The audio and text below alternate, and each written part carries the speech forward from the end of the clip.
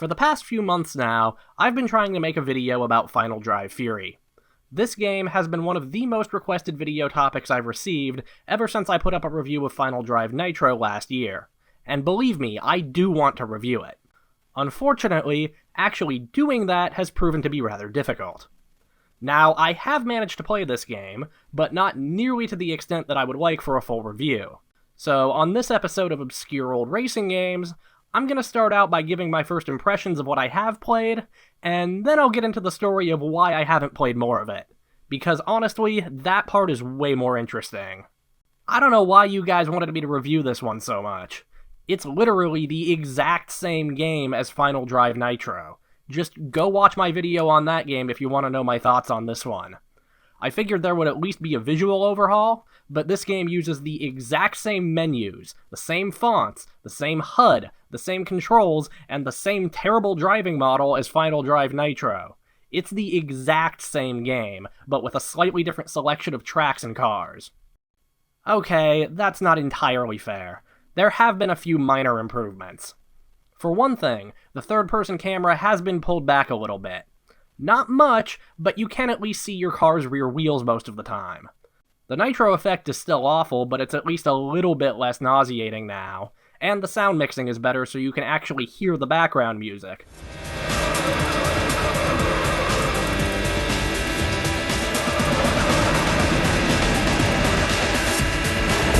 The environmental lighting might also be improved ever so slightly, but that's pretty much the extent of the changes I noticed. I learned my lesson about tedious progression from Final Drive Nitro, so this time I tried to be smart by putting all my starting money into performance upgrades. And my car still drove like trash, so I'm guessing the progression system hasn't been improved all that much. Though I didn't really get to play long enough to confirm that, because I can't actually play the full version of this game. In fact, I don't know if anyone in 2021 can. All the footage you've been seeing is from the free demo version of Final Drive Fury, and that's because right now, this game is in danger of being lost to time. Normally when I play these old Wild Tangent games, I'll first buy them through the sketchy Wild Tangent client that I have quarantined on a virtual machine. Then I take the game files and move them over to my Windows XP computer, and install a crack so I can play them on the OS they're designed for, but that the client no longer supports. Unfortunately, I can't do that with Final Drive Fury for two reasons. One, it isn't being sold anymore, and two, I can't find a crack for it. The only working version of this game I've been able to find is a limited demo that was on an old archive of Wild Tangent's site. The demo version only lets you play it once. Literally, once the application closes, you have to buy it. Which I can't do, because the client this demo is tied to is super outdated. The only saving grace here is that the whole game is included in this demo, so theoretically I could review it as long as I play through the entire game in one sitting. And I actually did try to do that, but unfortunately it didn't really go so well.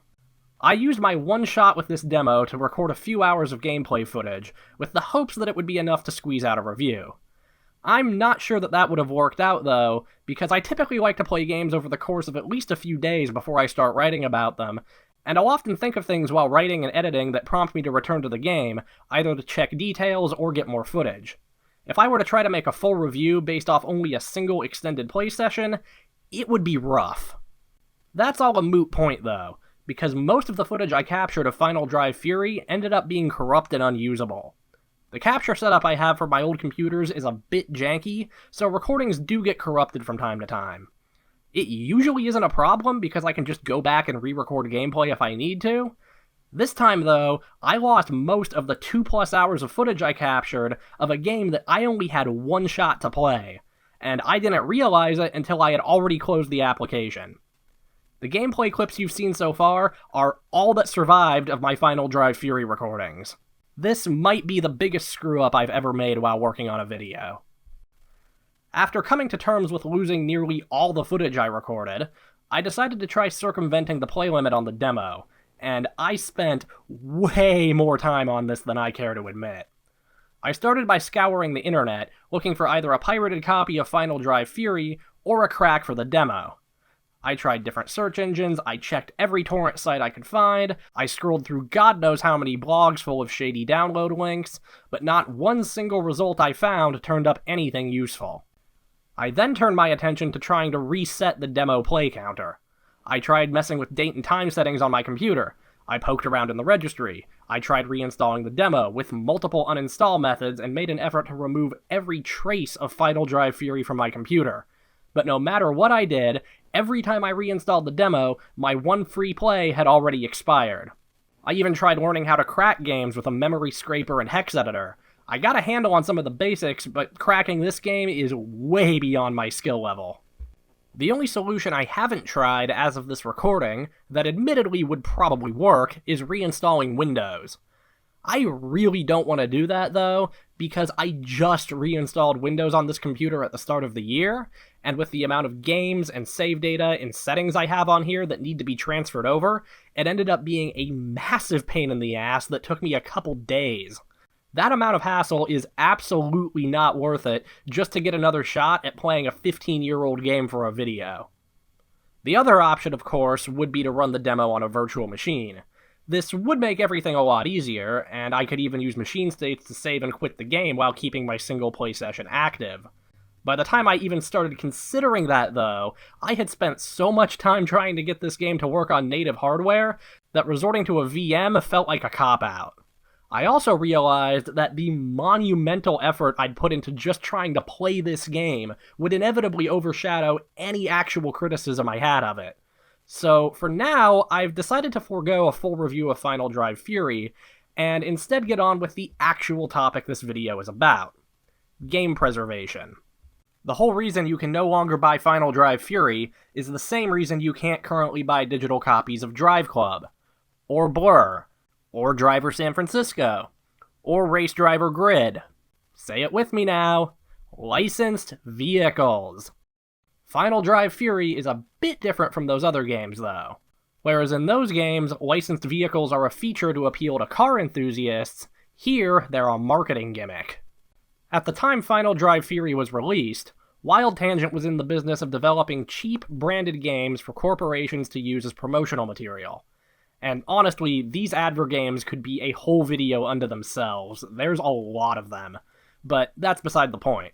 The point is that one of Wild Tangent's clients apparently paid them enough money to turn one of their first-party games, Final Drive Fury, into a virtual billboard. This game prominently features the Kia Spectra as a drivable vehicle. That's right, Final Drive Fury died for a goddamn Kia Spectra. You may have noticed that I was driving the Spectra in the footage I showed earlier. That's because this car is unquestionably the best value for money of any vehicle you can buy at the start of the game. You have to spend extra in-game currency to not have two Kia logos shoved in your face in a game that, theoretically, you'd have already paid for. I think the most ironic part of all this is that this terrible 15-year-old advertisement of a game now has infinitely more value to the people who played it than it does to the people who made or sponsored it, as evidenced by the fact that no one can buy this game anymore, yet a bunch of people still want me to review it. I know that other YouTubers way more influential than myself have talked at length about the importance of game preservation, but one thing I've never heard any of them stress very much is how much obscure and unpopular media gets overlooked by a lot of preservation efforts, and Final Drive Fury is the perfect example of that. During my digging, I found evidence that this game was cracked and pirated at one point, but those download links are long dead, and no one who has a copy of that cracked version has ever bothered to re-upload it anywhere in the years since. Thankfully, we do still have the demo, and I'll leave a link to that down in the description, so theoretically it could be cracked again, but I don't know if anyone with the skills to do that is going to bother for such an obscure game. If someone does succeed, though, and wants to send me an unrestricted copy of Final Drive Fury, I promise I will review it properly. The larger point I'd like to make here, though, is that if you're in possession of a game, or really any piece of media that seems obscure or insignificant, make an effort to back it up and preserve it, even if you don't personally value it, because you never know who might. I think mobile apps are currently the biggest vector for games that will be lost to time in 10 to 20 years. If you have an old phone with apps that are delisted or have had significant changes through updates, or hell, even if you have a current mobile game on your phone that just has a low download count, back up the APKs and archive those suckers somewhere. If you have a CD from a local band no one's ever heard of, get a lossless rip of it now before the disc deteriorates. And if you have a game that features licensed anything, be it cars, music, sports teams, whatever, know that that game has a limited shelf life, and you should make sure there's a cracked copy available somewhere. Just make an effort to save media that's at risk of being lost to time while you can, because you never know who's going to value it in the future. I never would have expected to one day value the Wild Tangent demos I played as a kid, much less the ones I didn't play, but here we are. If you're still watching the video at this point, thank you for sticking with it. I realize this one was kind of a mess, but so was the process of trying to make anything Final Drive Theory related over the course of the past 2-3 months. If you like the video, leave it a like, subscribe to the channel, and maybe check out some of my other videos that aren't quite as all over the place as this one. I think that's all I've got. Bye.